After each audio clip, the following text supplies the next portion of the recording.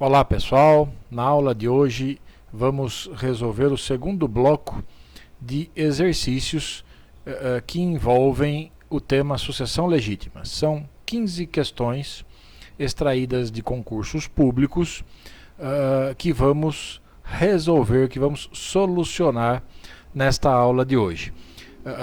É um modo bastante interessante e muito eficaz para fixar e entender as regras atinentes à ordem de vocação hereditária, ao direito de representação, enfim, aos assuntos que dizem respeito à sucessão legítima.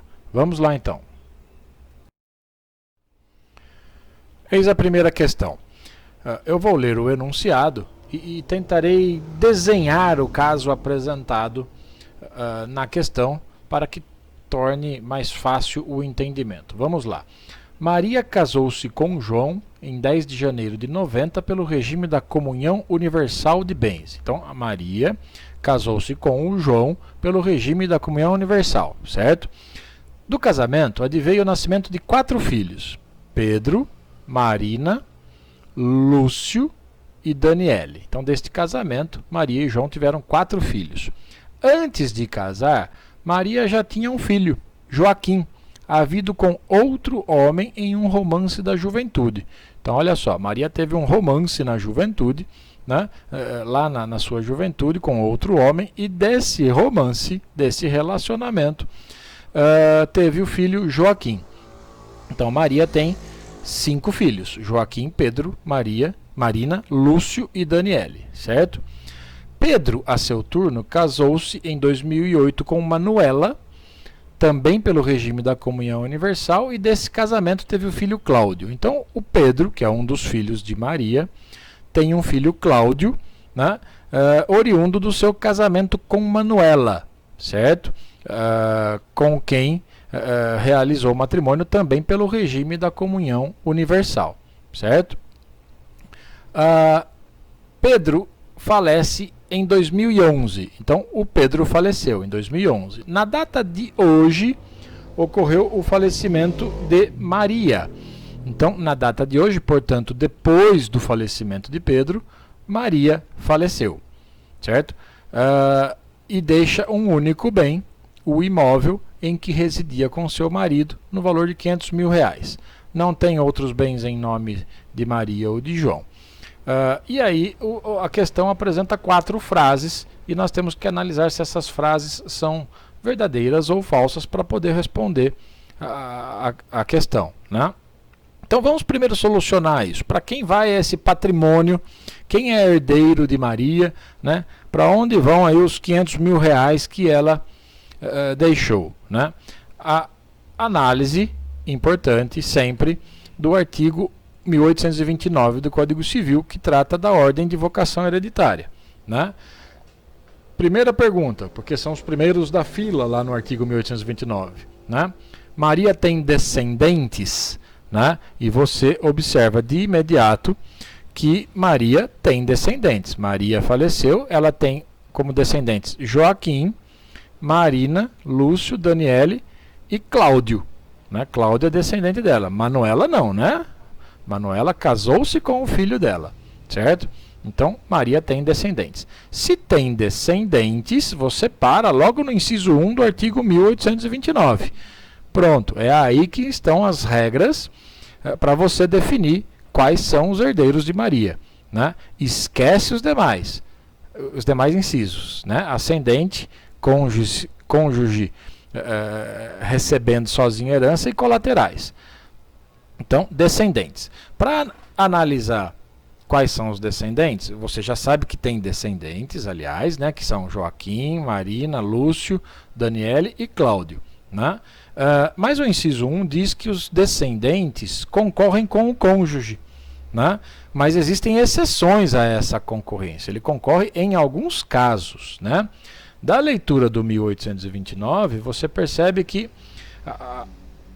ele diz que a sucessão legítima defere-se nessa ordem, inciso 1, aos descendentes, em concorrência com o cônjuge sobrevivente, salvo, então agora as exceções, ou seja, as hipóteses em que o cônjuge não recebe herança junto com os descendentes. Então, salvo se casado este com o falecido, no regime da comunhão universal, ou aí tem outras hipóteses, né? Mas essa primeira que interessa pra gente. Por quê? Porque Maria era casada com João, né, pelo regime da comunhão universal. Ora, se o 1829, inciso 1, diz que o cônjuge concorre com os descendentes, salvo se casado no regime da comunhão universal, então João não é herdeiro de Maria, certo? João não é herdeiro, ok? Então, aplicaremos o que então? O inciso 1 do Código, do artigo 1829 do Código Civil, né? E os herdeiros são apenas os descendentes. João, por ser casado pelo regime da comunhão universal, tem direito à meação, né? João é meeiro, mas não é herdeiro, ok? Muito bem. Decidido que João não é herdeiro, agora temos que analisar quem vai receber e quanto aqui, né, dentre os descendentes de Maria, certo? E os descendentes, repito, são Joaquim, os filhos, né? Joaquim, Marina, Lúcio, Daniele e o neto Cláudio, são todos descendentes, certo? Então, vamos lá. Para quem vai essa herança, né? Agora estamos falando só da herança, né? Já separada lá a meação de João, né? A herança deixada por Maria, né? Diz o Código Civil, né, que os descendentes, né, na linha descendente, isso está lá no artigo 1835, né, na linha descendente, os filhos sucedem por cabeça, né? Então estamos aqui, os filhos Joaquim, Marina, Lúcio e Daniele, certo? Sucedem por cabeça. E os outros descendentes, e agora estamos falando de Cláudio, que não é filho, é neto, né? Os outros descendentes por cabeça ou por estirpe, conforme se achem ou não no mesmo grau. Ora, Cláudio não está no mesmo grau que os filhos. Cláudio é descendente de segundo grau de Maria, né? E os filhos são descendentes de primeiro grau, certo? Então, os filhos recebem por cabeça e Cláudio por estirpe, ou seja, representando o seu pai Pedro, né? Lembrem que Pedro morreu antes de Maria, Pedro era pré-morto, né? Então Cláudio recebe representando o seu pai Pedro, né? E recebe, seguindo as regras do direito de representação, né? Os representantes, como diz o artigo 1854, só podem herdar como tais o que herdaria o representado se vivo fosse, certo? Então, a herança de Maria, né, ela será dividida em partes iguais entre Joaquim, Marina, Lúcio, Daniele e Cláudio. Por que Cláudio vai receber uma parte igual dos demais? Porque Pedro só tinha um filho, né? Então, o que Pedro receberia, né, Cláudio recebe em seu lugar. Não Manuela, hein? Manuela é cônjuge, né? É a viúva de Pedro, certo? Não há direito de representação entre cônjuges, certo? O direito de representação, ele se dá na linha reta descendente, né? Como diz o 1852, na linha ascendente não se dá, e também se dá na linha colateral apenas em favor dos filhos de irmãos do falecido, né? Então aqui o que interessa é que Cláudio é filho de seu pai pré-morto, né? Que morreu antes da mãe dele, Maria, certo? Da mãe de Pedro, né? Portanto, Cláudio irá receber o que seu pai receberia se vivo fosse, né? Portanto, a herança, neste caso, ela tem que ser dividida entre Daniele, Lúcio, Marina, Joaquim e Cláudio, em partes iguais, certo? Vamos agora analisar o que dizem essas frases para analisarmos se são verdadeiras ou falsas, certo? A primeira delas diz: João, aqui lembrem, é o viúvo, né? Além de meeiro, ele realmente é meeiro, é herdeiro de Maria. Opa, isso já está errado, essa frase já está errada, né? vimos que João, por ser casado pelo regime da comunhão universal com a falecida, né, ele não concorre com os descendentes. João é meeiro, mas não é herdeiro, ok? Então, aquela frase número 1 lá é falsa, tá ok? A 2, João, além de meeiro, é herdeiro de Maria. Não precisa nem ler o resto, né? Porque você já sabe que João não é herdeiro de Maria por conta do regime de bens. 1829, inciso 1 do Código Civil. Também é falsa, tá? A frase número 3. Manuela herdará, em conjunto com seu filho Cláudio, o quinhão que caberia a Pedro na herança de Maria, com fundamento no direito de representação e no regime de bens vigente entre os cônjuges. Não, essa também está errada. Manuela não representa Pedro, né? Nós dissemos agora há pouco que o direito de representação, de acordo com o artigo 1852, ele se dá na linha reta descendente, né? Quem é o descendente de Pedro? É Cláudio, a esposa dele não é descendente dele, né? Então não há que se falar em recebimento de herança por parte de Manuela. Quem vai receber é Cláudio, porque Cláudio é descendente de Maria e Manuela não representa Pedro na herança, mas sim seu filho Cláudio, tá ok? Porque a representação, repito, se dá na linha reta descendente, tá ok? Então, a número 3 também está errada, né? Todas erradas até agora. A 4, Cláudio, vamos localizar o Cláudio. Cláudio está aqui, é o neto, né? Cláudio, Marina, Lúcio, Daniele e Joaquim, Marina, Lúcio, Daniele e Joaquim dividirão em partes iguais a herança deixada por Maria. Pronto, está aí. Esta foi a nossa conclusão quando analisamos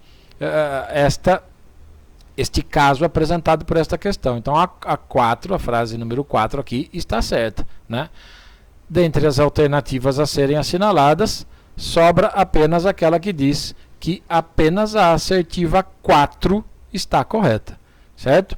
Não é tão difícil. O que é importante é lembrar das regras e repito o conselho que dei em aulas anteriores. Peguem o caso apresentado pela questão e tentem desenhá-lo, né? No momento em que você desenha, você enxerga melhor quem tem direito, quem não tem direito, né?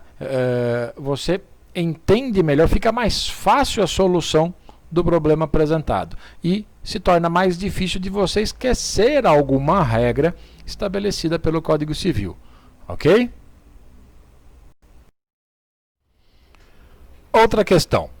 Fernando, casado com Laura pelo regime da comunhão parcial de bens, falece sem ter tido filhos, deixando um único imóvel adquirido na constância do casamento.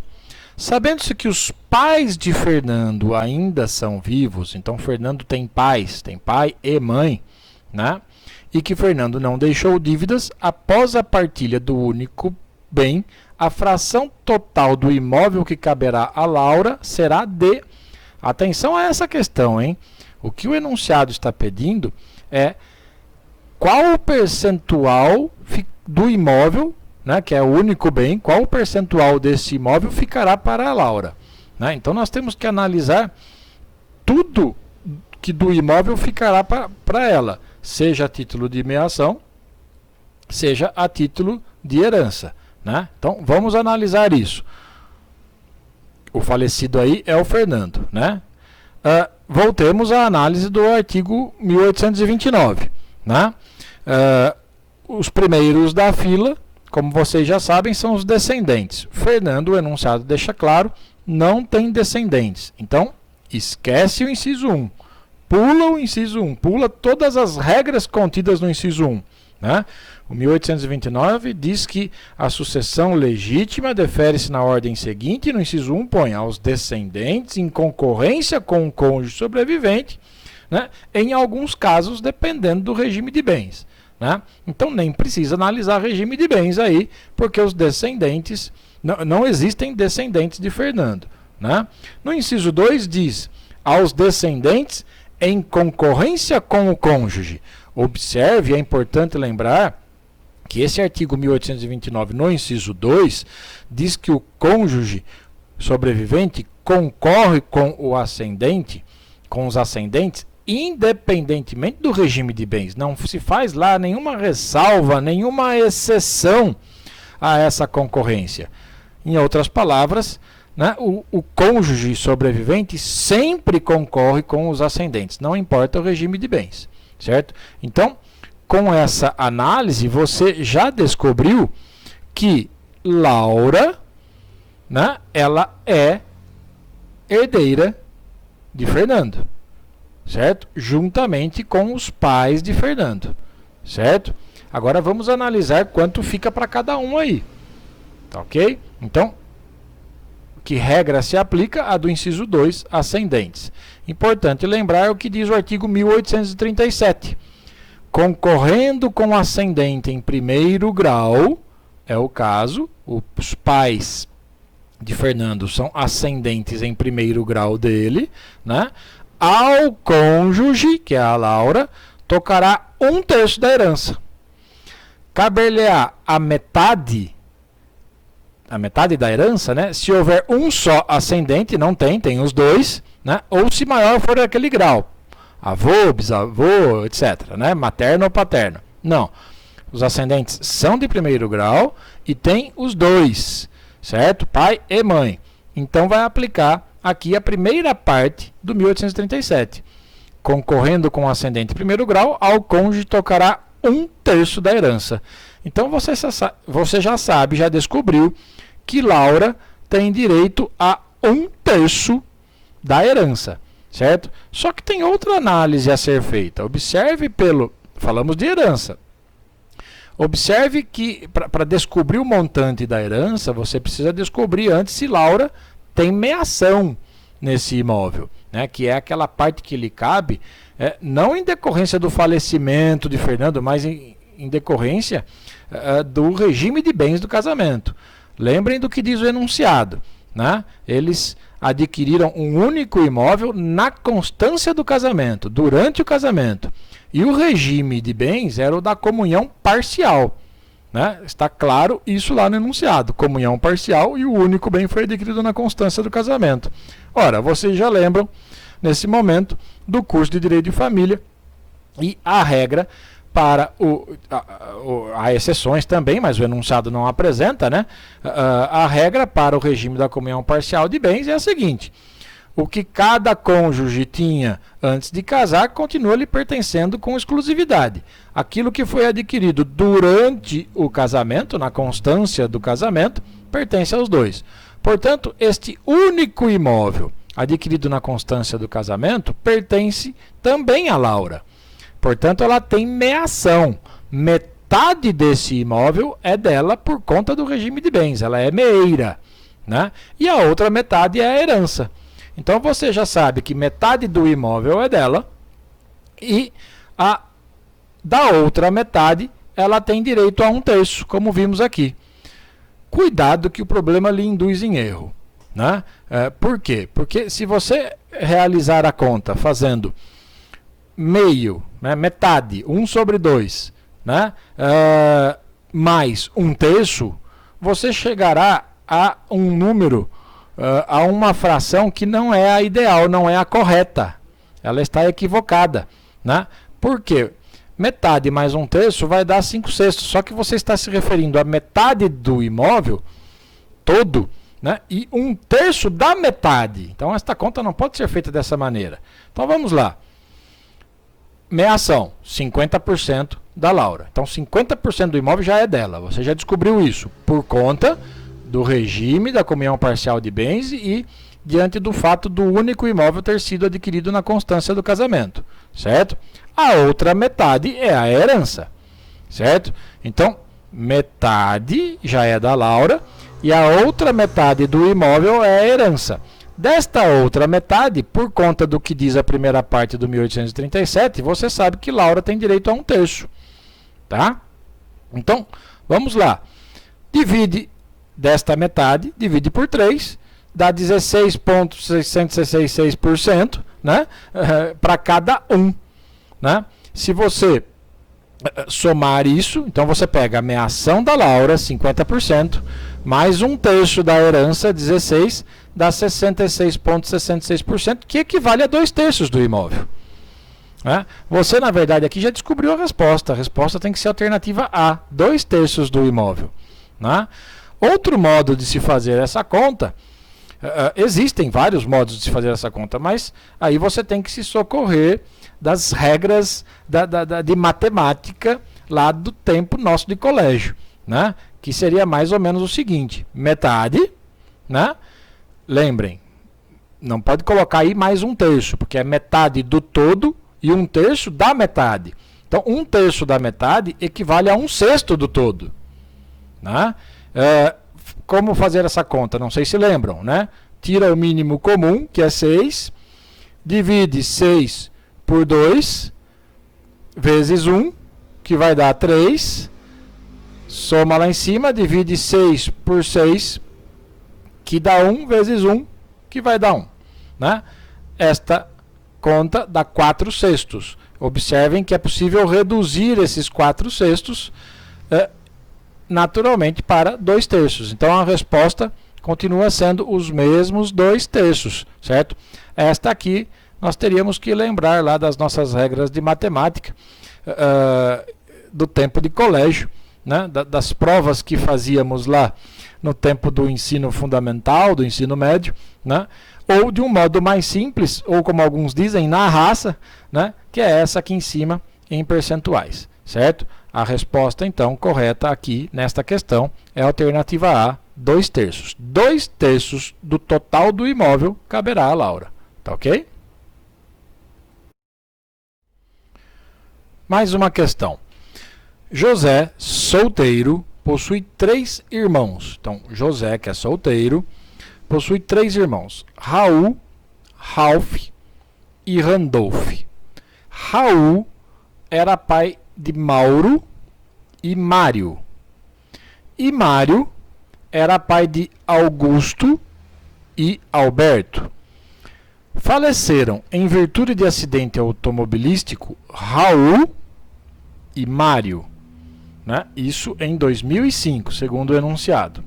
Posteriormente, José veio a falecer em 2006. Então, já observem aí que Raul e Mário são pré-mortos em relação a José. Raul e Mário faleceram antes de José, certo?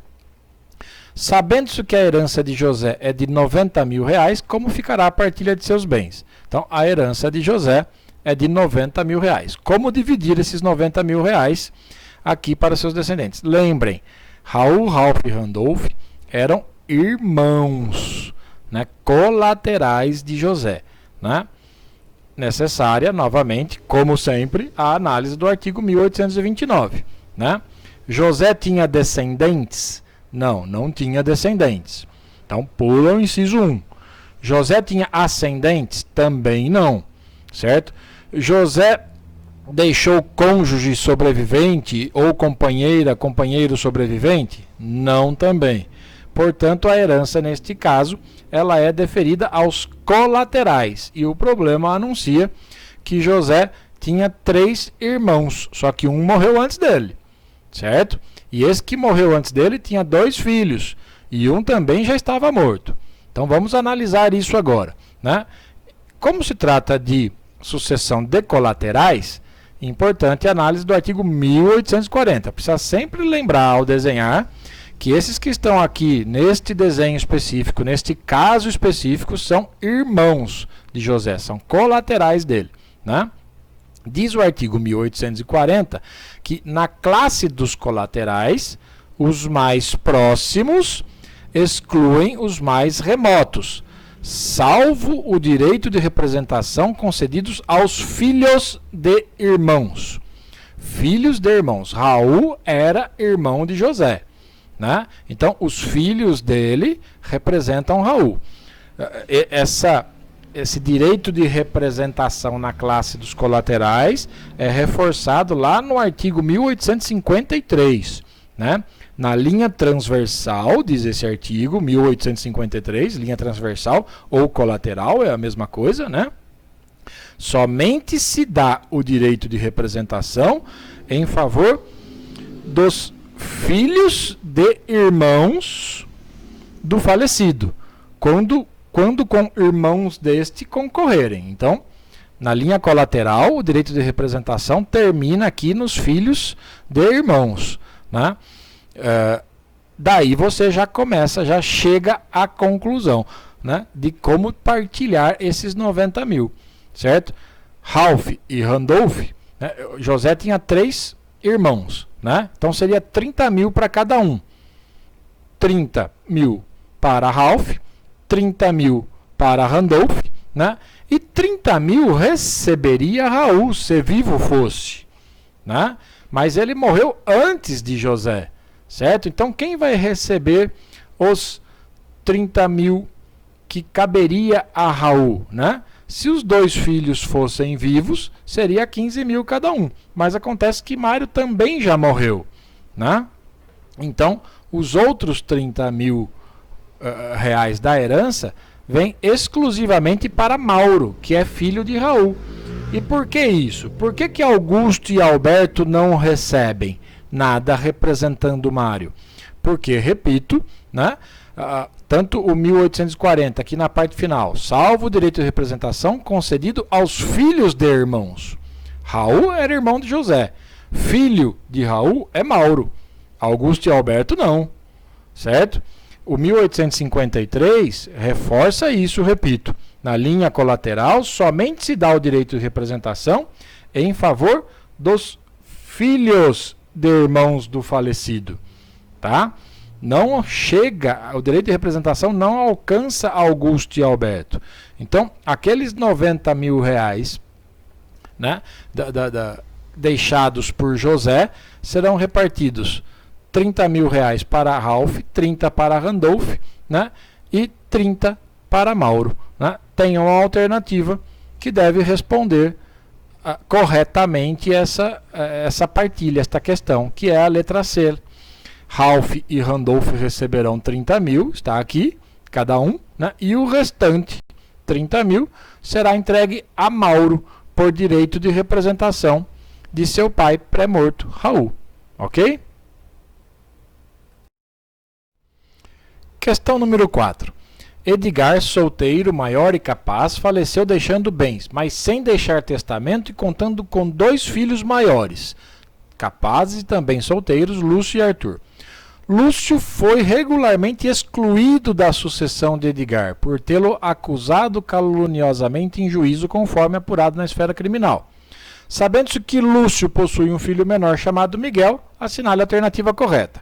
Então, olha só, Edgar, né, que era solteiro, maior e capaz, ele faleceu deixando 2 filhos, Lúcio e Arthur, certo? Lúcio tinha um filho chamado Miguel, certo? E Edgar faleceu, né? E Lúcio foi excluído da sucessão, né? Porque, segundo o enunciado, ele acusou caluniosamente em juízo Edgar, e isso foi devidamente apurado, né? Então, ele foi excluído da sucessão. Lembrem das hipóteses de exclusão por indignidade previstas no artigo 1814 do Código Civil, né? Diz lá, são excluídos da sucessão os herdeiros ou legatários. E lá no inciso 2 estabelece que houverem acusado caluniosamente em juízo o autor da herança. Foi o que aconteceu com Lúcio, foi o que Lúcio fez, segundo o enunciado, certo? Importante lembrar aí, né, o que dispõe os efeitos dessa exclusão, né? E você encontra essa regra no artigo 1816, né? Diz esse artigo do Código Civil, são pessoais os efeitos da exclusão. Ou seja, atingem somente a pessoa que foi excluída, né? Os descendentes do herdeiro excluído, né? Então, agora estamos falando aqui, ó, descendente do herdeiro excluído. Lúcio foi excluído, Miguel é descendente dele, é filho dele, certo? Os descendentes do herdeiro excluído sucedem como se ele morto fosse antes da abertura da sucessão, né? Então, a herança de Edgar, ela vai para Arthur e iria para Lúcio, só que Lúcio foi excluído da sucessão, né? Então, será dividida entre Arthur e Miguel. Lúcio, né, como foi excluído da sucessão, né, será representado aqui, né, por seu herdeiro Miguel. Miguel receberá a herança que iria a Lúcio como se Lúcio morto fosse, né, conforme diz o artigo 1816. Existe uma alternativa que trata exatamente disso, né? O quinhão de Lúcio será herdado por Miguel, seu filho, por representação, tendo em vista que Lúcio é considerado como se morto fosse antes da abertura da sucessão. É exatamente o que diz o artigo 1816, e esta seria a resposta correta nesta questão, certo? Questão número 5. Vamos lá. Moisés, falecido em 2010, era casado com Iara. Moisés, então, casado com Iara, sob regime da comunhão parcial de bens. Durante o casamento, os cônjuges não adquiriram bens. Atenção para isso, hein? Os cônjuges não adquiriram bens e o regime era da comunhão parcial de bens. O casal teve 2 filhos, Enio e Laila. Enio teve 3 filhos, A, B e C. Enio teve 3 filhos, A, B e C. E faleceu em 2005. Portanto, antes de seu pai Moisés. Olha lá que Moisés faleceu em 2010. Laila teve 2 filhos, D e E. E ela renunciou à herança, certo? Manifestou o seu desejo de não receber a herança de seu pai Moisés. O patrimônio deixado por Moisés foi totalmente adquirido antes do casamento. O enunciado reforça isso. Então, estamos tratando aqui, o autor da herança, neste caso, é Moisés, né? Assinale a alternativa que indica de forma correta como deverá ser distribuída a herança deixada por Moisés. Então, atenção para os fatos narrados, né? Primeira observação aqui é que o casamento de Moisés com Iara foi sob o regime da comunhão parcial de bens, né? Se interessa ou não ao problema, nem precisamos analisar agora, mas vale a pena mencionar que Iara não tem meação, né? Ela não é meeira. Por quê? Porque ela era casada sob o regime da comunhão parcial de bens, né? E todo o patrimônio foi adquirido antes do casamento. Se foi adquirido por Moisés antes do casamento, né, pertencia somente a ele e não a Iara. Então, Iara não tem meação. O que nos cabe agora analisar é se Iara é herdeira, ou quais são os herdeiros neste caso, né? Voltemos à análise do artigo 1829. Né? Os primeiros da fila são os descendentes, certo? Moisés tinha descendentes? Tinha, né?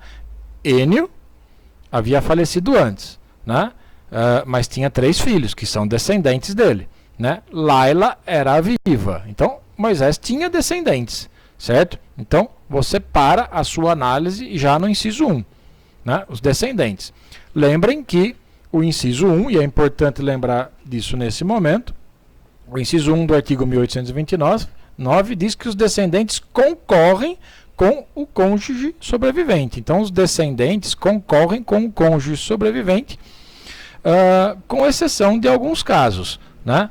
Vamos analisar agora se esta situação narrada se encaixa numa das exceções, né? Se se encaixar numa das exceções, Iara não é herdeira, né? Se não se encaixar, ela é herdeira, porque diz o 1829 que os descendentes concorrem com o cônjuge. Então, com o cônjuge. Olha só. Diz o 1829 que a sucessão legítima defere-se na ordem seguinte. Inciso 1, aos descendentes. Lembrem que o regime aí que interessa para a análise é o da comunhão parcial de bens, né? Aos descendentes em concorrência com o cônjuge, lá na parte final diz: salvo se no regime da comunhão parcial, é o caso, o autor da herança, Moisés, não houver deixado bens particulares. Então, a Iara não será herdeira, não seria herdeira, né, se Moisés não tivesse deixado bens que pertenciam somente a ele. Acontece que ele deixou bens que pertencem somente a ele, né? Olha só, todo o patrimônio foi adquirido antes do casamento e o regime era da comunhão parcial. Portanto, todos os bens deixados por Moisés pertencem somente a Moisés. Então, Moisés deixou bens particulares. Se deixou bens particulares e o regime é da comunhão parcial de bens, Iara concorre, é herdeira, sim, junto com os descendentes de Moisés, certo? Tratando dessa descendência, né, dessa regra de que os descendentes herdam em concorrência com o cônjuge, né, nós temos que analisar agora e lembrar que o problema disse que Enio morreu antes, né? Então lembrem do direito de representação dos filhos de Enio, né? Acontece que Laila renunciou à herança e no momento em que ela renunciou, observem, não ficou nenhum descendente de primeiro grau, né? Um já era pré-morto e Laila renunciou. Laila manifestou o seu desejo de não receber a herança de seu pai Moisés, né? Lembrem do que diz o artigo 1811, né? Ninguém pode suceder representando o herdeiro renunciante, né? Então, a regra é, os filhos de Laila de Ie não representariam Laila, porque ela renunciou, e ninguém representa herdeiro renunciante. Só que tem que ler a segunda parte do artigo 1811. Se, porém, ele for o único legítimo da sua classe, não é o caso porque ainda tinha Enio, né? Mas Enio era pré-morto, então ela era a única, né? Ou se todos os outros da mesma classe renunciarem à herança, poderão os filhos vir à sucessão por direito próprio por cabeça. Então, gente, olha só, neste caso, os netos de Moisés, como não tem ninguém, nenhum descendente filho, né, para receber herança, porque um morreu antes e o outro renunciou, então os netos herdam por direito próprio e não representando os seus pais. Certo? Lembrem do que diz o artigo 1835 também do Código Civil. Na linha descendente, os filhos, que aqui seriam Enio e Laila, sucedem por cabeça. E os outros descendentes, estamos aqui diante dos outros, né, dos netos, né, por cabeça ou por estirpe, conforme se achem ou não no mesmo grau. Ora, todos os outros estão no mesmo grau, porque não tem ninguém de primeiro grau recebendo herança. Repito, um morreu antes e o outro renunciou à herança, né? Então, os descendentes herdeiros aqui, né, por cabeça, que vão receber por cabeça, ou seja, não representando os seus pais, mas por cabeça, são os netos, A, B, C, D e E de Moisés, né? Tudo bem, você agora já decidiu que Iara é herdeira em concorrência com seus netos, certo? Em concorrência com seus netos. Tem uma regra no Código Civil que estabelece como dividir a herança quando o cônjuge está concorrendo com descendentes, né? Essa regra está lá no artigo 1832. Em concorrência com os descendentes, 1829, inciso 1, caberá ao cônjuge, então Iara está concorrendo com descendentes, certo? Caberá ao cônjuge quinhão igual aos do que sucederem por cabeça. Essa é a primeira regra. Iara deve receber o mesmo que todos os netos. Mas olha a parte final que muda toda a história. Não podendo a sua cota ser inferior à quarta parte da herança, se for ascendente dos herdeiros com que concorrer. Ora, Iara é ascendente desses herdeiros, desses netos, né, que são os netos A, B, C, D e E. Né? Ela é a avó deles. Então, ela é ascendente deles. Então, a Iara deve, pelo menos, deve ser reservado pelo menos um quarto, olha lá, a quarta parte da herança. Então, um quarto do patrimônio de Moisés, né, um quarto da herança, fica para Iara. E o resto? o resto vai para os descendentes com os quais ela está concorrendo, ou seja, o resto divide em partes iguais aos filhos, aos netos A, B, C, D e E, certo? Repito, os netos aqui estão recebendo por cabeça e não representando os seus pais. E por que isso? Porque não tem nenhum filho herdando, né? Não tem nenhum descendente de primeiro grau herdando. E todos os netos aqui, evidentemente, estão no mesmo grau. Então, eles recebem por cabeça. Então, por conta do 1832, 1/4 da herança tem que ser reservado para Yara. E o restante, em partes iguais, para os netos de Moisés, que são A, B, C, D e E. Certo? Nessa questão, a alternativa a ser assinalada era a letra C, né? 1/4 para Yara, por concorrência, né? Ela realmente concorre, como vimos, com os descendentes, e o restante distribuído de forma igualitária entre os 5 netos do falecido. Essa era a resposta a ser assinalada, essa era a resposta correta. Ok? Questão número 6. Moisés e Luana contraíram matrimônio em 2004. Então, Moisés casou-se com Luana no ano de 2004 com a inobservância das causas suspensivas da celebração do casamento. Lembrem lá do curso de Direito de Família, não que isso vai importar muito neste caso, mas é bom fazer essa análise, é importante lembrar disso, né?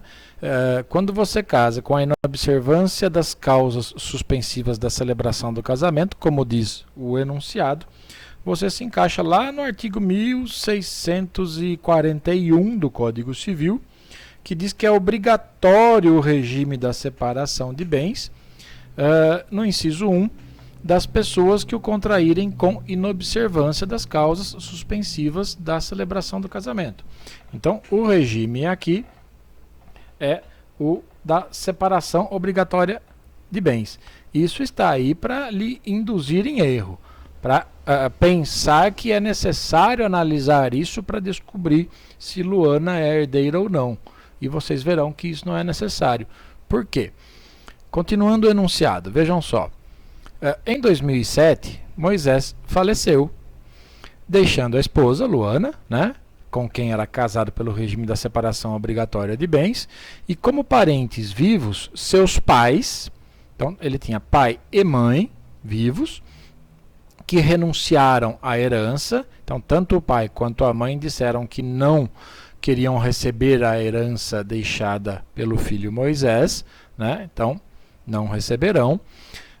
E também deixou seus 2 avós maternos, avô e avó maternos, e um avô paterno, tá? E agora? Então, a pergunta é, para quem, como deve ser distribuída a herança deixada por Moisés, né? Análise simples, lembrem lá da ordem de vocação hereditária estabelecida no artigo 1829, e os primeiros da lista são os descendentes. Moisés tinha descendentes? Essa é uma questão. Moisés tinha descendentes? Não. O enunciado mostra isso. Se não tinha descendentes, esquece do inciso 1, né? Dos primeiros colocados lá da ordem de vocação hereditária. Tinha ascendentes? Tinha. Está aqui. O pai, mãe, avós, certo? Então, ele tinha. É aí que vai parar a análise. Quando tem ascendente, né, observem que o inciso 2 do artigo 1829 deixa claro que os ascendentes concorrem com o cônjuge, independentemente do regime de bens. Então, não interessa se eram casados pelo regime da separação obrigatória. Luana é herdeira juntamente com os ascendentes de Moisés, certo? Isso já decidimos analisando esse próprio artigo, independentemente do regime de bens. Tá ok? O que nos cabe agora é analisar. Tudo bem, Luana é herdeira junto com os ascendentes, né? Quanto cabe a Luana e quanto cabe aos ascendentes? Essa é a questão, certo? Daí, essa regra é encontrada no artigo 1837. Concorrendo com ascendente em primeiro grau, ao cônjuge tocará 1/3 da herança. 1/3 da herança. Luana não está concorrendo com o ascendente em primeiro grau porque os pais, pai e mãe de Moisés, renunciaram à herança, certo? Então não se aplica a primeira parte do 1837. Segunda parte, caber-lhe-á a metade desta se houver um só ascendente. Na verdade tem dois, tem pai e mãe, mas renunciaram, né? Ou se maior for aquele grau. Ora, lembrem até também do que diz o artigo 1810 do Código Civil, que na sucessão legítima, a parte do renunciante acresce ao dos outros herdeiros da mesma classe. Só que aqui os dois da mesma classe renunciaram. E neste caso diz o 1810 que essa parte deve ser entregue então aos da classe subsequente. Está aqui, aos avós, né? Então, analisando o 1837, você já percebeu que ao cônjuge cabe a metade, né, da herança, porque o grau dos ascendentes, né, é maior do que este previsto aqui na primeira parte, que é o de primeiro grau. Luana está concorrendo com ascendentes de Moisés de segundo grau, que são os avós. Então, a ela cabe metade da herança. Você já decidiu, por exemplo, que metade vai para ela, certo? E agora, que análise fazer, né? Os outros 50%, como serão divididos entre os avós? Né? É essa a pergunta agora. Importante lembrar que o direito de representação na linha reta descendente é que ele ocorre, nunca na ascendente. Então não há direito de representação aqui na linha reta ascendente, certo? Ainda continuando a análise dessas regras, vejam o que diz o artigo 1836 nos seus parágrafos. Na classe dos ascendentes, o grau mais próximo exclui o mais remoto, sem distinção de linhas. Sim, os pais receberiam, né? Acontece que os pais renunciaram à herança, certo? Então, passa aqui para os avós. Havendo igualdade em grau e diversidade em linha, há igualdade em grau, certo? Todos os avós aqui, evidentemente, são parentes de Moisés na linha reta ascendente segundo grau, né? E diversidade em linha. A diversidade em linha, estamos falando aí da, olha a linha, né? Linha paterna e linha materna. Então tem tanto parente ascendente na linha paterna quanto ascendente na linha materna. Então vamos voltando aqui. Havendo igualdade em grau e diversidade em linha, os ascendentes da linha paterna herdam a metade, cabendo a outra metade aos da linha materna. Então, já vimos que 50% vai para a Luana, certo? Por conta do que está aqui no 1837. Os outros 50%, né, tem que ser dividido em partes iguais entre as linhas, não em partes iguais entre todos os avós, certo? Então, 50%, metade da metade, né? Então, 50% vai para a Luana. Dos outros 50%, 25% para a linha paterna e os outros 25% para a linha materna. Tá ok? Aí você soluciona a questão. Então, Luana receberá 50%, o avô paterno, que é o único da linha paterna, recebe 25%, né? E na linha materna cabe mais 25%, cabem os outros 25% que são distribuídos iguais aqui entre avô e avó maternos. Tá ok? Para responder a questão, a alternativa que indicava exatamente isso era a alternativa D. 50% para a Luana, certo? Por conta do que diz o 1837, por concorrência, justamente porque está concorrendo, né? 25% para os avós maternos, está aqui, e os outros 25% para o avô paterno. Essa é a resposta correta. Agora a questão número 7.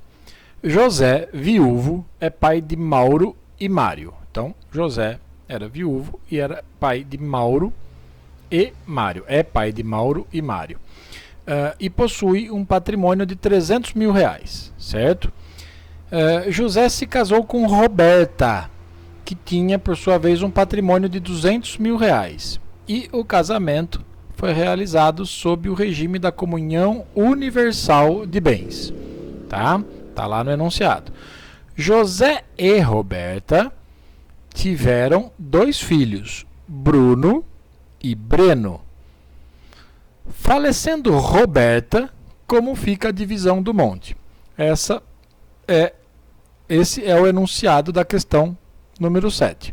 Então, novamente, vamos lá para a ordem de vocação hereditária prevista no artigo 1829. Né? O falecimento é de Roberta.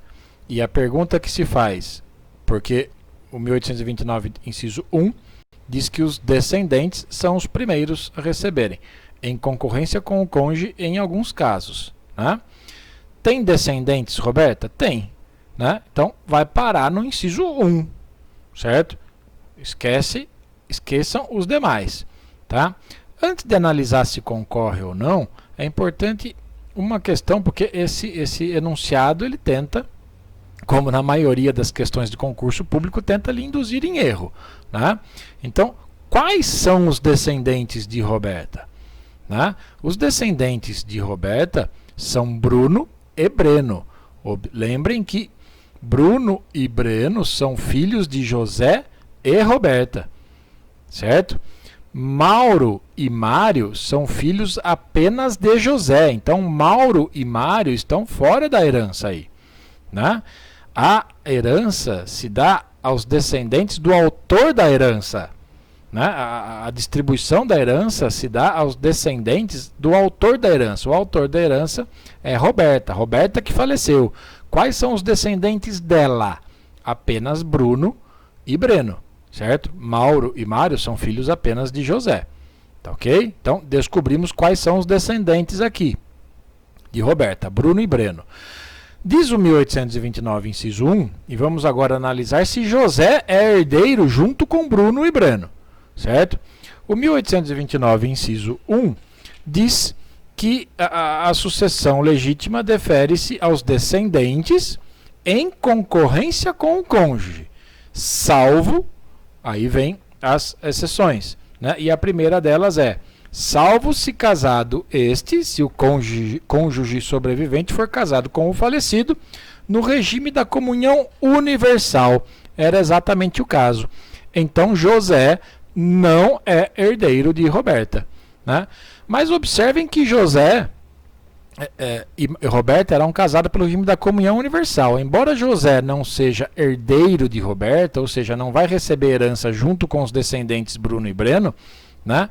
José tem direito à meação. Né? E aqui está perguntando como será dividido o monte todo. Né?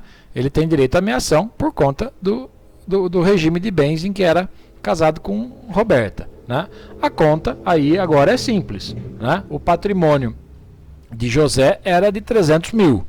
O patrimônio de Roberta era de 200 mil. Certo? Eles se casaram pelo regime da comunhão universal. Então, tudo passou a pertencer aos dois. Então, o patrimônio total aí, o monte, é de 500 mil reais. Certo? Metade disso, como já vimos, é a meação de José, 50%, que equivale a 250 mil. Então, José deve receber 250 mil a título de meação, não de herança, porque ele não é herdeiro. Certo? Deve receber a título de meação. E os outros 50% constituem a herança.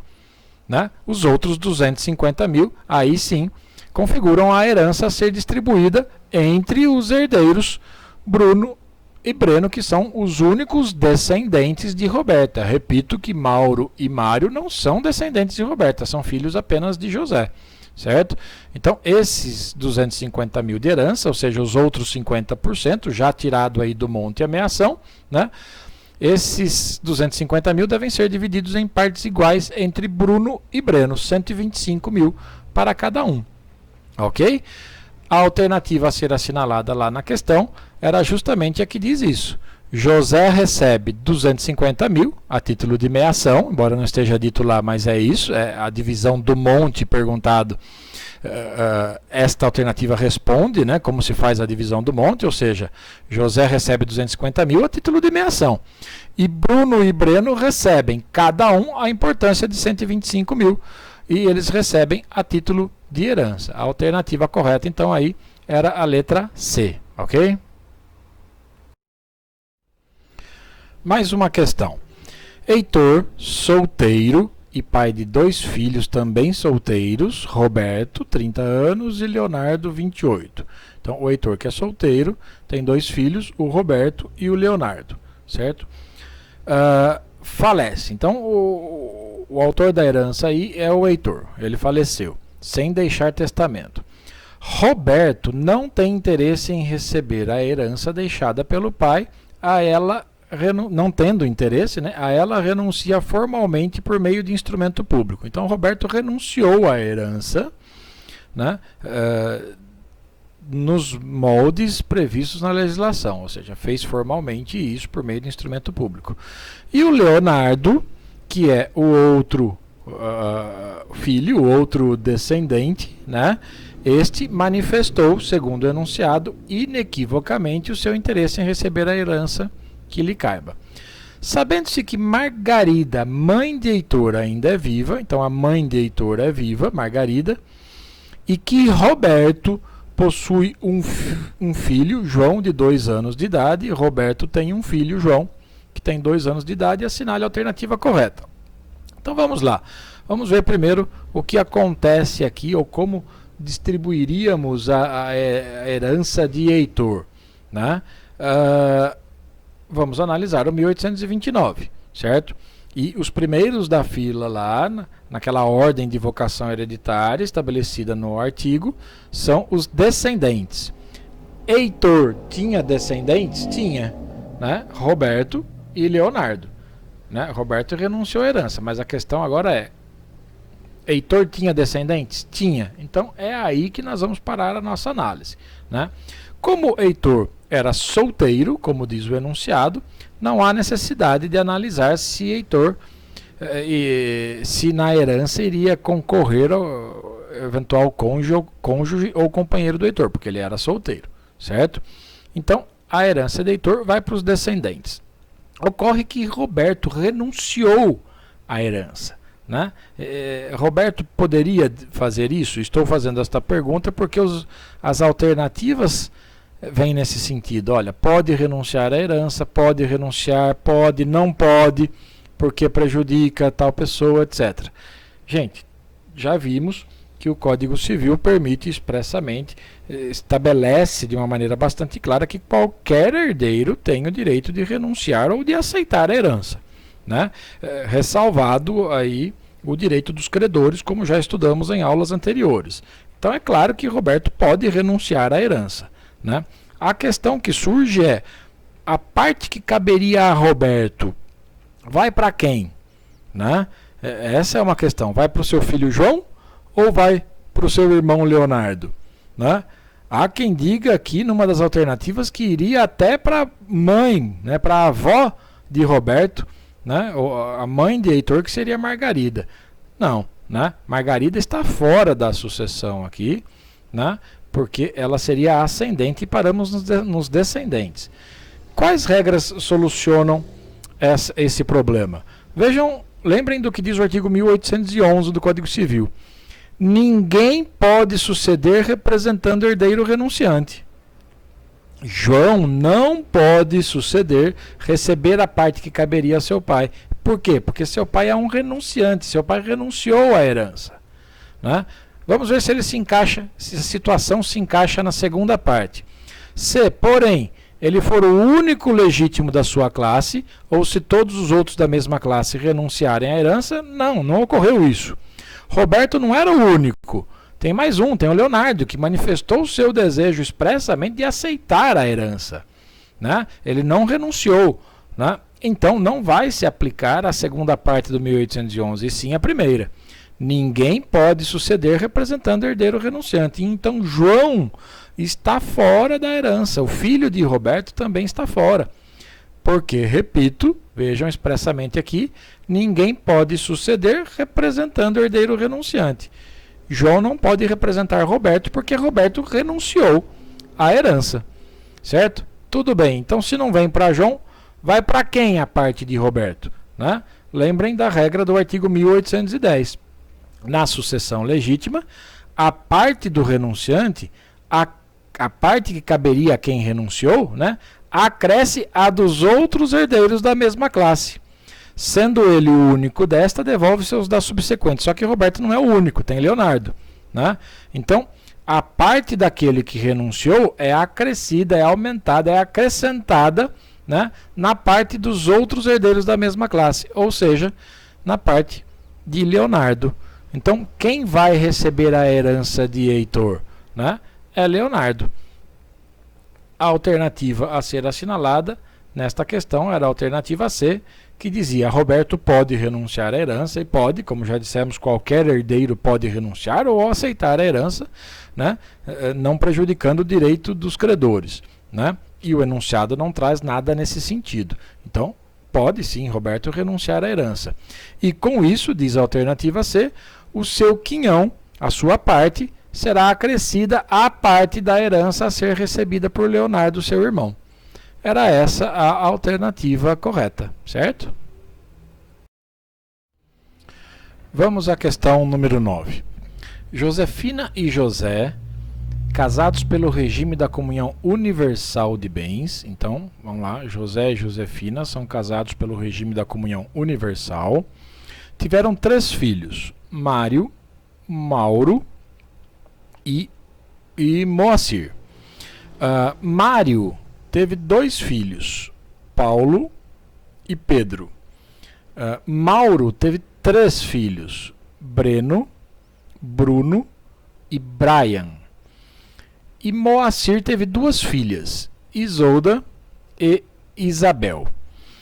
Em um acidente automobilístico, morreram Mário e Mauro. José, muito triste com a perda dos filhos, faleceu logo em seguida, deixando um patrimônio de R$900 mil. Nesse caso hipotético, como ficaria a divisão do monte? Então, vamos lá, vamos analisar isso. Lembrem do enunciado: Mário e Mauro, que são filhos de José, morreram antes de José, são pré-mortos, certo? Primeiro faleceu Mário e Mauro, né, e depois faleceu José, como disse o enunciado, muito triste com o falecimento dos filhos. Acabou falecendo também. Observem que José era casado com Josefina pelo regime da comunhão universal de bens. Né? Analisando o que de imediato você já conclui que ela tem direito, né, neste monte de 900 mil, né, ela tem direito à meação, certo? Ou seja, 450 mil reais aí pertencem a ela a título de meação. O que temos que descobrir agora é se Josefina também é herdeira. Né? Lembrem da regra do 1829, né, que estabelece a ordem de vocação hereditária, e esse 1829 do Código Civil diz que os primeiros são os descendentes. E José tinha descendentes, né? Tinha aqui o Moacir e tinha esse monte de neto aqui, certo? Então ele tinha descendentes. Os descendentes, então nós vamos parar a nossa análise no inciso 1 do 1829, e é aí que vamos tentar, é por conta dessas regras do inciso 1 que vamos tentar descobrir se Josefina tem direito à herança também junto com os descendentes ou não. Né? Neste caso específico, diz o 1829, inciso 1, que os descendentes recebem a herança em concorrência com o cônjuge sobrevivente, né, salvo ser casado este com o falecido no regime da comunhão universal. Portanto, a situação narrada neste enunciado se encaixa numa das exceções do inciso 1 do 1829, ou seja, Josefina não é herdeira de José, por conta do regime de bens no casamento, certo? Então, Josefina é meeira, ela tem a meação, portanto, para ela, desses 900 mil reais, né, vão 450 mil, metade é dela, mas ela não é herdeira. Herdeiros são os descendentes. né? Só que temos 2 pré-mortos, né? Lembrem do direito de representação, é importante lembrar neste momento, né? O direito de representação ocorre, está lá no 1851, dá-se o direito de representação quando a lei chama certos parentes do falecido a suceder em todos os direitos em que ele sucederia se vivo fosse, né? E o direito de representação, como vocês já sabem, só se dá na linha reta descendente, não na ascendente, e também na colateral para filhos de irmãos. Então aqui estamos na linha reta descendente, há direito de representação, certo? Paulo e Pedro representarão Mário. Breno, Bruno e Brian representarão Mauro, certo? E Moacir está vivo, recebe a parte dele. Lembrando sempre de retirar, antes de fazer a partilha entre eles, a meação de Josefina, que é de 450 mil. Importante lembrar, neste caso, o que diz o artigo 1835. Na linha reta descendente, que é o que estamos, onde estamos, né? Há vários descendentes aqui, os filhos sucedem por cabeça. Os filhos, 2 já são mortos, tem o filho Moacir ainda, ele sucede por cabeça. E os outros descendentes, e aí temos vários aqui, né? Por cabeça ou por estirpe, conforme se achem ou não no mesmo grau. Não estão, os filhos de Mário e Mauro não estão no mesmo grau de Moacir, né? Moacir recebe por cabeça, e estes aqui, os filhos de Mário e Mauro, por estirpe. Isso tem coerência total com o que diz lá o Código Civil, quando trata, no capítulo que trata do direito de representação, né? O 1854 fala que os representantes só podem herdar, como tais, o que herdaria o representado se vivo fosse. E em seguida, o 1855 estabelece que o quinhão do representado partir-se-á por igual entre os representantes. Então, olha só, do monte de 900 mil, metade é da Josefina, da viúva, né? Por conta da sua meação. Ela não é herdeira, mas ela é meeira, ela recebe metade, certo? Sobram 450 mil de herança, né? Como tem 3 filhos, esses 450 mil seriam divididos 150 para Mário, 150 para Mauro e 150 para Moacir, né? Então, 150 para cada filho. Moacir, como está vivo, certo? Ele vai receber os seus 150 mil, né? Agora, aqui não. Mário receberia 150 mil, mas ele faleceu antes de José. Então, Paulo e Pedro vão representar Mário, recebendo o que ele receberia se vivo fosse, né? E o que ele receberia se vivo fosse tem que ser dividido em partes iguais entre Paulo e Pedro. Mário teria direito a 150 mil, como cada um dos filhos tem direito, né? Mário teria direito a 150 mil. Então, esses 150 mil têm que ser divididos em partes iguais entre Paulo e Pedro, 75 para cada um, certo? Mauro também receberia 150 mil, mas também faleceu antes. Então, os 150 mil que ele receberia tem que ser dividido em partes iguais entre os seus filhos que o estão representando. 150 mil dividido por 3, 50 mil para cada um dos filhos de Mauro, né? Eis a solução do problema. A alternativa que respondia corretamente esta questão é a alternativa D. Josefina receberia 450 mil, está aqui. Paulo e Pedro receberiam cada um 75 mil. Paulo e Pedro cada um 75 mil. Breno, Bruno e Brian receberiam cada um 50 mil. Marcamos aqui, representando Mauro, né? Breno, Bruno e Brian 50 mil cada um, e Moacir 150 mil, porque é o único filho vivo, ok?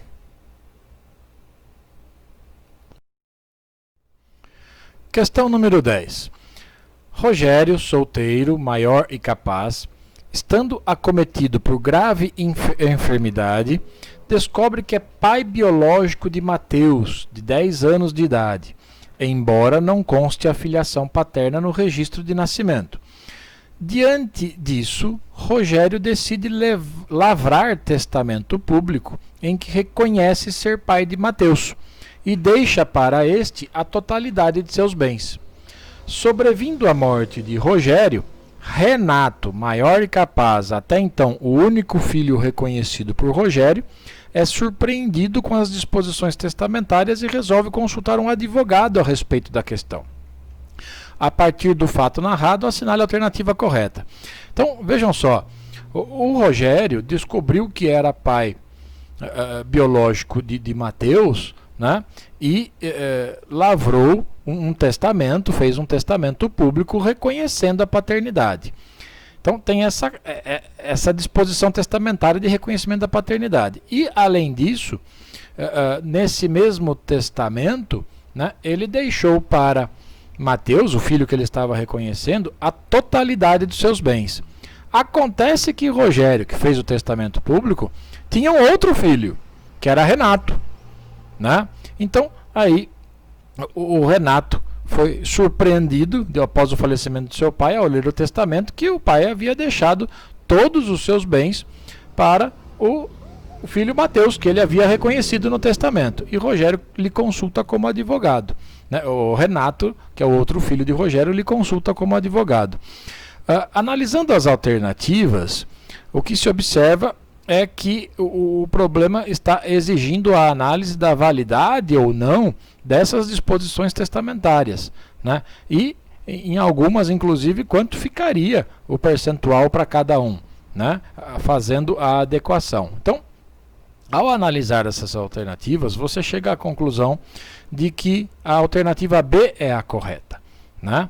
Então, a disposição testamentária que reconhece a paternidade de Mateus é válida sim, né? Devendo ser incluída a filiação paterna no registro de nascimento.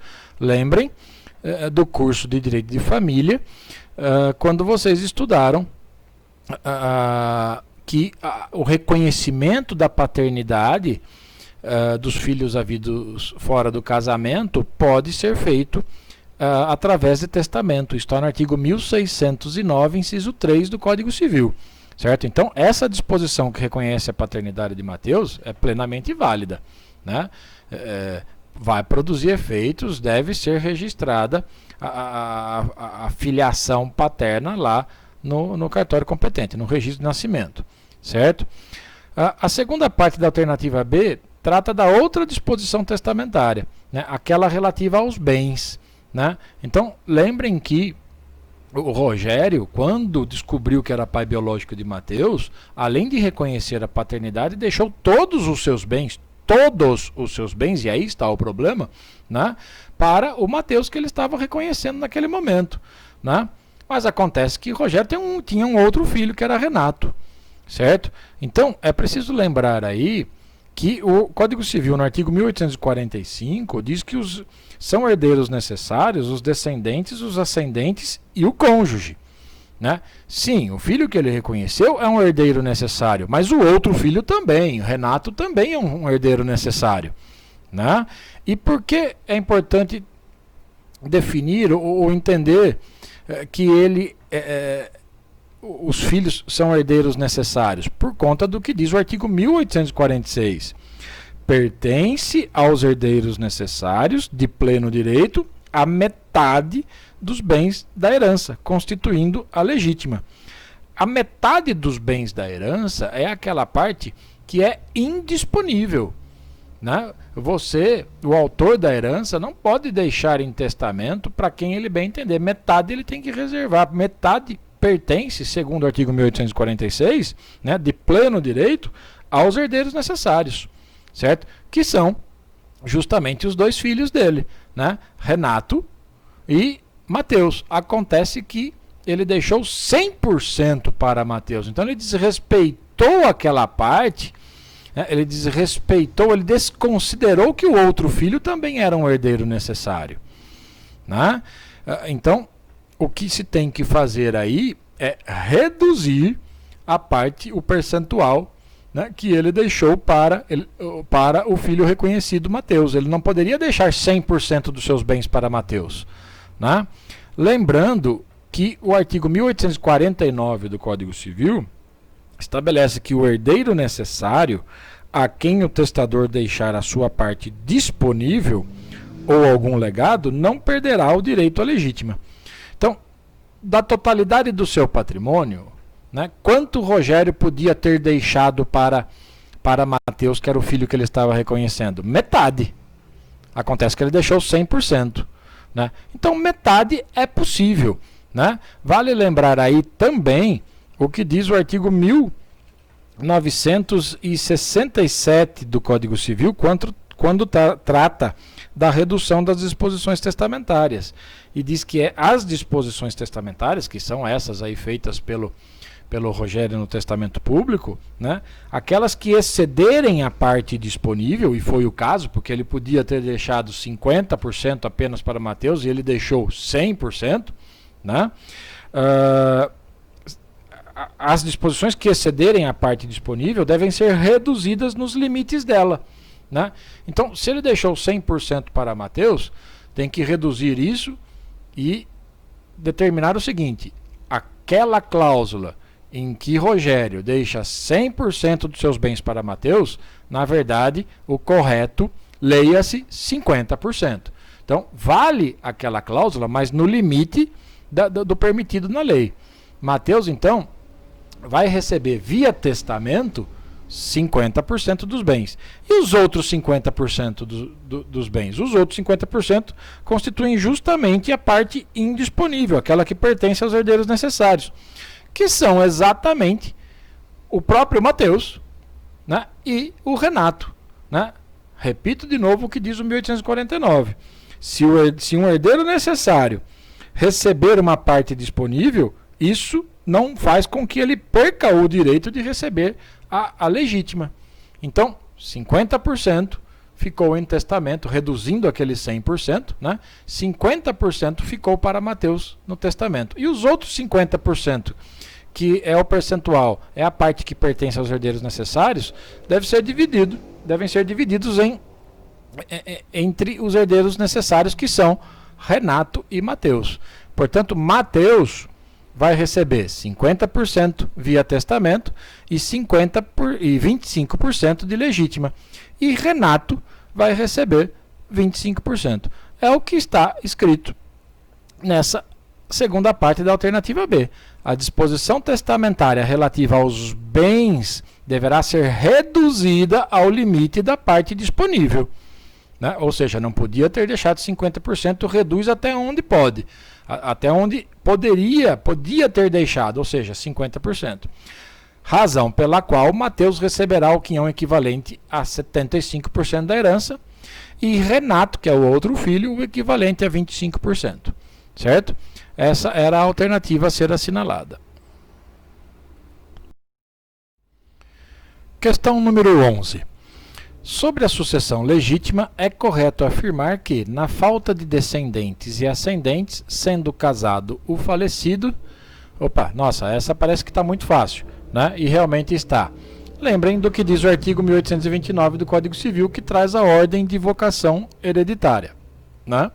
Se não tem descendentes, não tem ascendentes, né? Quem herdará é o cônjuge sobrevivente. E observem que o artigo 1829, lá no seu inciso 3, não traz nenhuma ressalva, nenhuma menção a regime de bens. É o cônjuge sobrevivente, herda, se não tiver descendentes e ascendentes, herda sozinho, não interessando, não precisando fazer nenhuma análise do regime de bens do casamento. Né? O artigo 1838 reforça isso e deixa bem claro: em falta de descendentes e ascendentes, será deferida a sucessão por inteiro ao cônjuge sobrevivente. Portanto, a resposta agora ficou fácil. Era a letra C a ser assinalada aí. A sucessão será inteiramente deferida ao cônjuge, ainda que o casamento tenha sido na separação convencional. Essa segunda parte da frase está aí apenas para tentar confundir aquele que está realizando o exercício. Né? Realmente, a sucessão será inteiramente deferida ao cônjuge, não importando o regime de bens. Seja qual for o regime de bens, o cônjuge não havendo descendentes nem ascendentes, herdará a herança do falecido. Tá, ok? Agora a questão número 12. Quanto à sucessão colateral, é correto afirmar. Então está pedindo a alternativa para assinalar a alternativa correta. Vamos analisar todas. Deixando o falecido apenas um tio e um sobrinho, a herança se divide ao meio. Está equivocada esta frase, né? É uma afirmação falsa, né? Por conta do que dispõe o artigo 1843 do Código Civil. Diz lá: na falta de irmãos, herdarão os filhos destes, né? Ou seja, os sobrinhos, né? E não os havendo, os tios. Então, só vai chegar aos tios se não houver sobrinhos. E a alternativa A está dizendo que, deixando o falecido apenas um tio e um sobrinho, a herança se divide ao meio. Não, certo? Essa é falsa. A segunda, a única hipótese de representação será em favor dos filhos de irmãos do falecido. Lembrem que o enunciado está falando da sucessão colateral, né? Essa me parece correta, esta é verdadeira, né? Justamente por conta do que está disposto no Código Civil nos artigos 1840 e 1853. Né? Na classe dos colaterais, diz o artigo 1840, os mais próximos excluem os mais remotos, salvo o direito de representação concedido aos filhos de irmãos, o que é reforçado lá no artigo 1853. Na linha transversal ou colateral, né, somente se dá o direito de representação em favor dos filhos de irmãos do falecido, quando com irmãos deste concorrerem. Então, a alternativa B está correta, porque está dizendo que a única hipótese de representação na sucessão colateral, né, será em favor dos filhos de irmãos do falecido. É exatamente o que diz os artigos 1840 e 1853. Conferindo as demais alternativas, a letra C diz: não há distinção entre irmãos bilaterais ou unilaterais do falecido. Isso é falso, porque há distinção. O Código Civil deu um tratamento diferenciado para eles, né? Tá lá no artigo 1841, que estabelece que, concorrendo à herança do falecido, irmãos bilaterais com irmãos unilaterais, cada um destes, ou seja, cada irmão unilateral, herdará a metade do que cada bilateral herdar, né? Então, há sim uma distinção entre irmãos bilaterais e unilaterais do falecido na sucessão colateral. Os irmãos bilaterais foram privilegiados, né? E, por fim, a alternativa D diz que o Código prevê a concorrência entre o irmão do falecido e a viúva do falecido. Não, absolutamente falsa essa frase, né? Por conta do artigo 1829 do Código Civil que estamos analisando desde a primeira questão desta aula, né? Lembrem que a ordem de sucessão de vocação hereditária estabelecida lá no artigo 1829 coloca em primeiro lugar os descendentes, que podem concorrer com o cônjuge sobrevivente em alguns casos, depois os ascendentes, que concorrem sempre com o cônjuge em qualquer sobrevivente, em qualquer hipótese, independentemente do regime.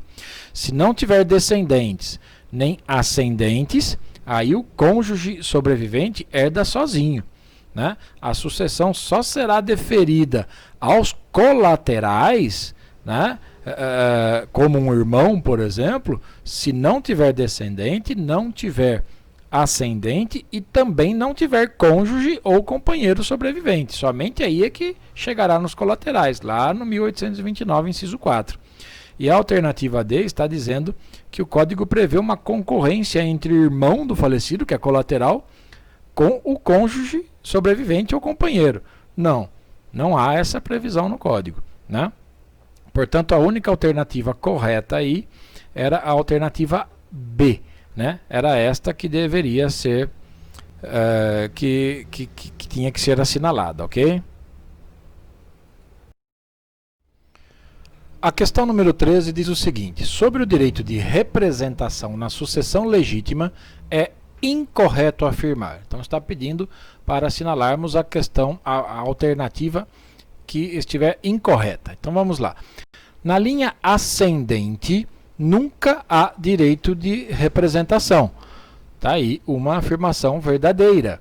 Né? Na linha ascendente, realmente nunca há direito de representação, conforme estabelece o artigo 1852 do Código Civil. Né?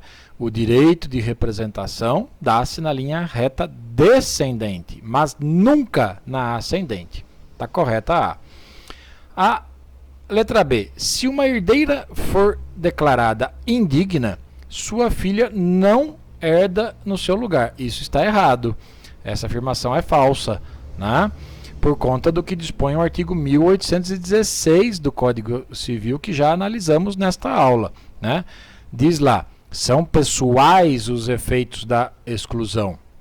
Os descendentes do herdeiro excluído sucedem como se ele morto fosse antes da abertura da sucessão. Né? Então, está dizendo a alternativa B que se uma herdeira for declarada indigna, sua filha não herda no seu lugar. Está errado, herda sim, certo? Porque os efeitos da exclusão por indignidade atingem apenas o excluído, certo? A herdeira, a filha da herdeira declarada indigna, herda sim no seu lugar como se ela morta fosse, tá ok? Essa alternativa é falsa, é incorreta. A alternativa C: na linha transversal só há direito de representação em favor do sobrinho do falecido. Verdadeira, né? Já vimos isso em outras oportunidades, é o que dispõe os artigos 1840 e 1853 do Código Civil. Né? O 1840 diz que na classe dos colaterais, os mais próximos excluem os mais remotos, salvo o direito de representação concedido aos filhos de irmãos. Né? E o artigo 1853 do Código Civil, ele estabelece, este sim dentro do capítulo que trata especificamente do direito de representação, estabelece que na linha transversal, que é a colateral, né, somente se dá o direito de representação em favor dos filhos de irmãos do falecido, quando com irmãos deste concorrerem. Portanto, a alternativa C está correta ao afirmar que na linha transversal só há direito de representação em favor do sobrinho do falecido. E por fim, a alternativa D diz que na linha descendente há direito de representação. Fácil também esta, verdadeira, né, por conta do que dispõe o mesmo artigo 1852 que já transcrevemos na tela. O direito de representação dá-se na linha reta descendente. Então, na linha reta descendente há sim direito de representação. Como o enunciado pedia para assinalar a alternativa incorreta, né? Então tem que se assinalar aí a letra B de bola, né? Que é a única incorreta destas colocadas na questão. Tá certo? A questão número 14 pede para assinalar a alternativa, a afirmação incorreta no que diz respeito à sucessão legítima. Vamos analisar as alternativas. A letra A diz o seguinte: deixando o falecido apenas uma avó materna, uma avó paterna e um avô paterno, a herança será dividida em 3 partes iguais. Essa afirmação está errada. Essa é a incorreta e, portanto, que devia ser assinalada. Né? E por que ela está incorreta? Por conta da regra disposta no artigo 1836, parágrafo 2º do Código Civil, que diz que, havendo igualdade em grau e diversidade em linha, então, vejam que a alternativa A colocam todos no mesmo grau, né? São todos avós, todos ascendentes de 2º grau, né? E diversidade em linha, realmente tem linha paterna e tem linha materna. Os ascendentes da linha paterna, diz o parágrafo 2º do 1836, herdam a metade, cabendo a outra metade aos da linha materna. E na alternativa A está dito que os 3 avós do falecido, né, os 2 paternos e a avó materna, herdariam em partes iguais, o que é equivocado. Na verdade, metade da herança iria para a linha materna, ou seja, somente para a avó materna, e a outra metade iria para a linha paterna, que seria dividida em partes iguais entre avô paterno e avó paterna. Então não são 3 partes iguais, certo? Está equivocada a alternativa A. A letra B diz que descendentes, ascendentes e cônjuge do falecido têm direito à parte legítima da herança, por serem herdeiros necessários. Tem 2 afirmações aí, né? Uma de que ascendentes, descendentes e cônjuge são herdeiros necessários e outra afirmação de que eles têm direito à parte legítima da herança. Essa afirmação está correta, né? Lembrem do que diz os artigos 1845 e 1846 do Código Civil quando tratam dos herdeiros necessários. O artigo 1845 estabelece que os descendentes, os ascendentes e o cônjuge são herdeiros necessários. A letra B está certa nesse ponto. E também está certa na outra afirmação, porque o artigo 1846 do Código Civil estatui que pertence aos herdeiros necessários de pleno direito a metade dos bens da herança, constituindo a legítima.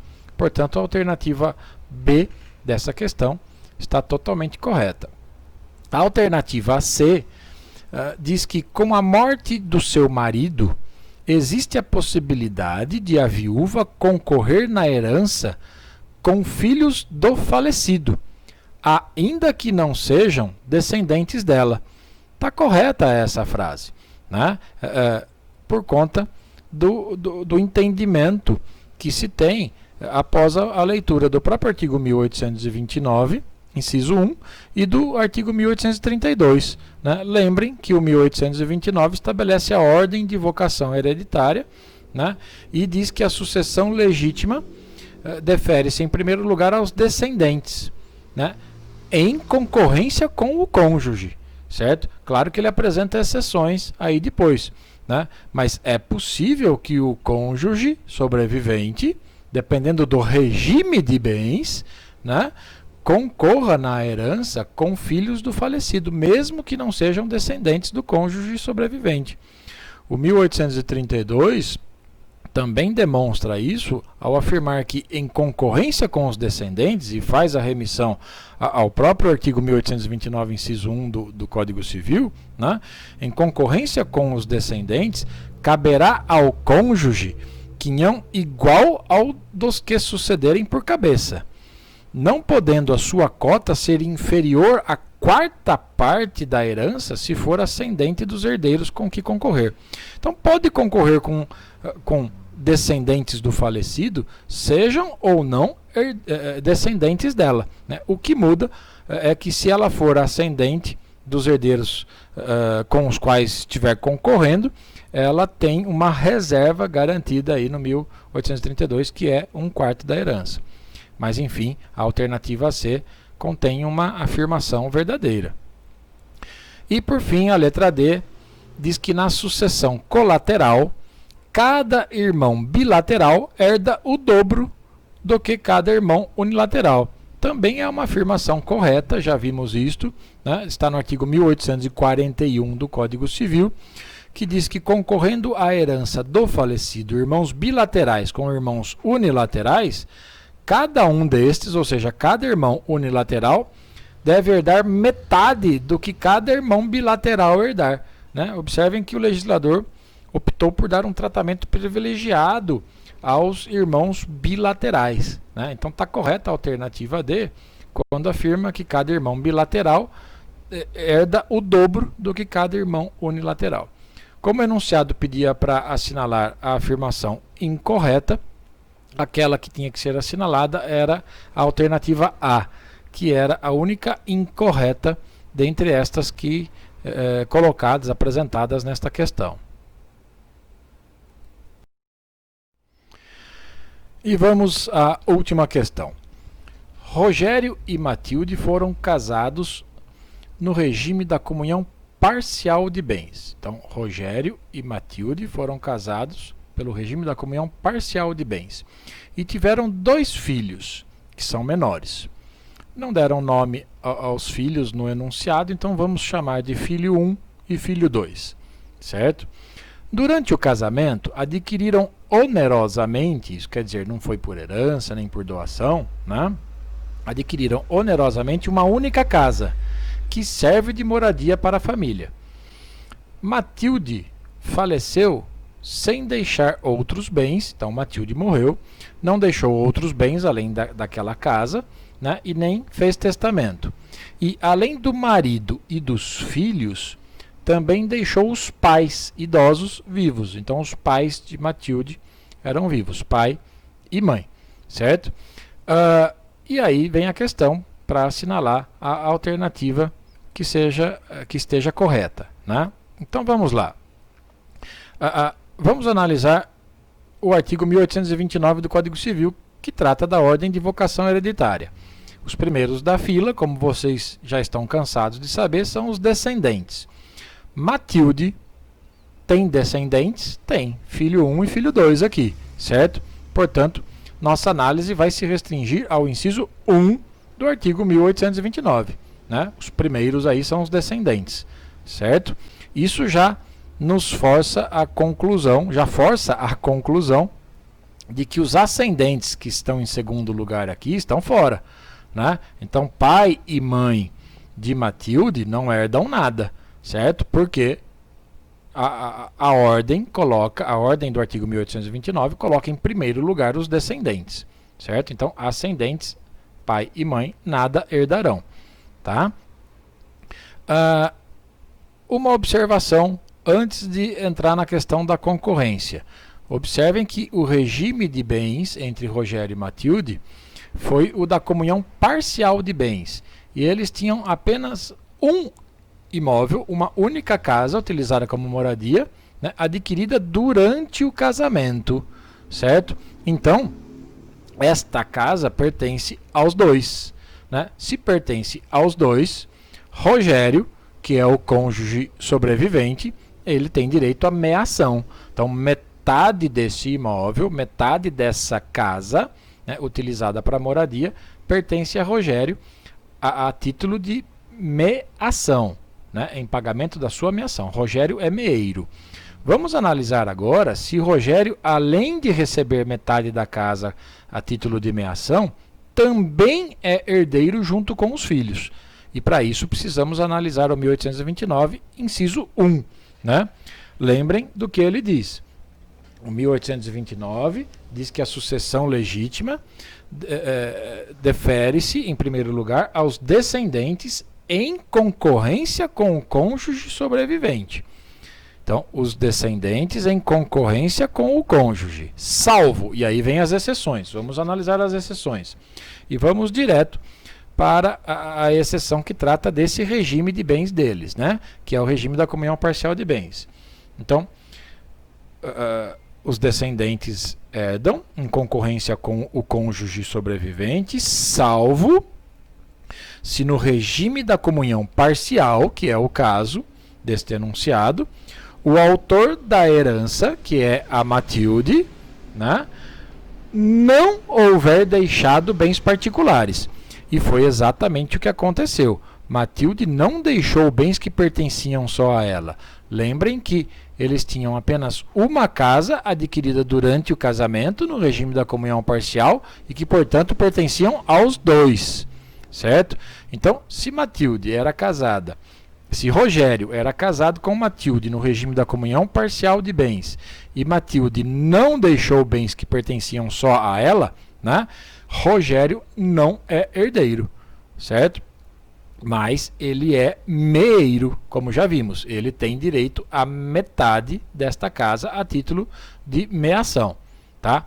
Se Rogério não é herdeiro, né, sobra como herdeiros somente os descendentes, conforme o artigo 1829, inciso 1, certo? Então, metade desta casa, da casa deixada pela Matilde, pertence a Rogério a título de meação, e a outra metade é dividida em partes iguais entre os filhos do casal, né? São os filhos da Matilde. Uma outra observação importante que uma informação prestada no enunciado que não está aí à toa, né, é que esta única casa serve de moradia para a família. E aí nós temos que lembrar do que dispõe o artigo 1831 do Código Civil, que garante o direito real de habitação para o cônjuge sobrevivente. Diz lá que ao cônjuge sobrevivente, qualquer que seja o regime de bens, ou seja, não interessa o regime de bens do casamento, será assegurado, sem prejuízo da participação que lhe caiba na herança, o direito real de habitação relativamente ao imóvel destinado à residência da família, desde que seja o único daquela natureza a inventariar. É exatamente o caso, né? Uma única casa, o único imóvel que está sendo inventariado, e este único imóvel é utilizado para a moradia da família. Então, Rogério tem direito à meação, né, metade desta casa. Além disso, tem direito real de habitação sobre esta casa, certo? E a outra metade da casa, ela é entregue aos descendentes, aos filhos do casal, em partes iguais entre eles, certo? A alternativa que responde corretamente é a alternativa E. Rogério é proprietário da metade do imóvel, como vimos, em razão da meação, exatamente, né? E tem direito real de habitação por conta do artigo 1831.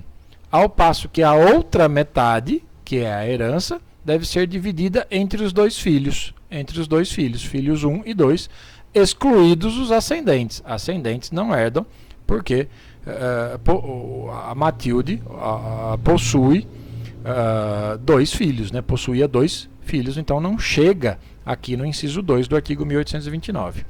Esta é a alternativa a ser assinalada nesta questão, ok? E é isso, pessoal. Eis uma análise de algumas questões extraídas de concursos públicos que tratam da sucessão legítima. Espero que tenha colaborado para a compreensão das regras contidas no Código Civil acerca desse assunto, ok? Grande abraço em todos e todas.